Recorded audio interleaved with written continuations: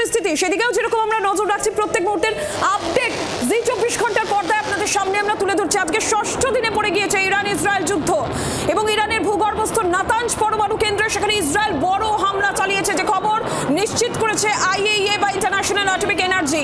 অয়ন ঘোষাল আমাদের প্রতিনিধি রয়েছেন, আর এরই পাশাপাশি কিন্তু আন্তর্জাতিক সম্পর্ক বিশেষজ্ঞ অনিক চট্টোপাধ্যায় আমাদের সঙ্গে রয়েছেন। আমি অয়নের কাছে যাব। অয়ন, ঠিক কি আপডেট পাওয়া যাচ্ছে?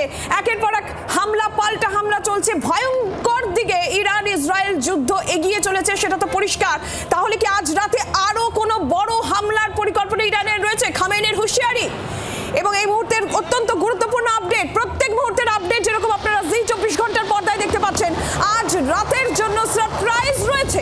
আগামী 100 বছর মনে রাখবে সারা বিশ্ব সতর্কবার্তা ইরানি সংবাদ মাধ্যমের। এই সতর্কবার্তা এসেছে, তাহলে কি রয়েছে আজকে রাতে সারপ্রাইজ? কি বলতে চাইছে ইরানি সংবাদ মাধ্যম? তাহলে কি ভয়ঙ্কর দিকে ইরান ইসরায়েল যুদ্ধ, আরো বড় হামলা ইরান করতে চলেছে? অয়ন, কি জানা যাচ্ছে? দেখো, প্রথম কথা হচ্ছে এই মুহূর্তে আন্তর্জাতিক মহল মনে করছে যদি এক্সিকিউশন করার থাকে তাহলে সেই তথ্য ইরান কখনোই আগাম জানাবে না। আগাম জানানোর অর্থ হচ্ছে এই মধ্যপ্রাচ্য সহ যে কটি ইসরায়েলি সমর্থক দেশ রয়েছে তাদের মধ্যে একটা আতঙ্কের বাতাবরণের সঞ্চার করা। তোমার মনে থাকবে ভারত যখন অপারেশন সিন্দুর করেছিল তখন ভারত গোটা বিশ্ব তো বটেই, দেশবাসীকেও কাকপক্ষে জানতে দেয়নি যে ঠিক কি হতে চলেছে আজকে রাতে। পরের দিন ভোর রাতে গোটা ভারতবাসী, গোটা বিশ্ব তারা ঘুম থেকে ওঠার পর দেখেছেন যে পাকিস্তানের একের পর এক সেনা ঘাঁটি সেগুলো ভারত তারা তাদের ড্রোন বা মিসাইল দিয়ে কার্যত গুঁড়িয়ে দিয়েছে। অতএব ইরান যদি প্রকৃত অর্থেই ইসরায়েলের ওপর আজকে রাতে ওরকম একটা মেগা আক্রমণের পরিকল্পনা করে যা নাকি কোট আনকোট 100 বছর ধরে মনে রাখার মতো, তাহলে সেটা ইরান আগে জানাচ্ছে কেন? এটা নিয়ে একটা প্রশ্ন উঠছে।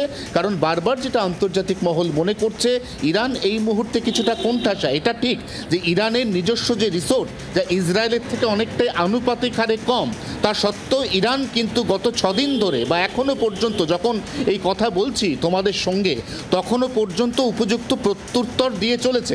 কিন্তু মনে রাখতে হবে যে ধন্যবাদ তোমাকে। এই জায়গা থেকেই তো প্রশ্ন আসে যে সংবাদ মাধ্যম, ইরানি সংবাদ মাধ্যমে বলা হচ্ছে যে সারপ্রাইজ ওয়েট করছে, সেই রাতে সেই সারপ্রাইজ কি আরো বড় হামলা?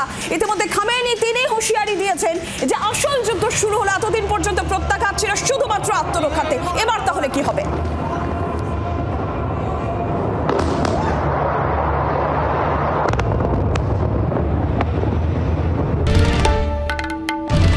বাংলার আওয়াজ, বাঙালির আবেগ, জি 24 ঘন্টা।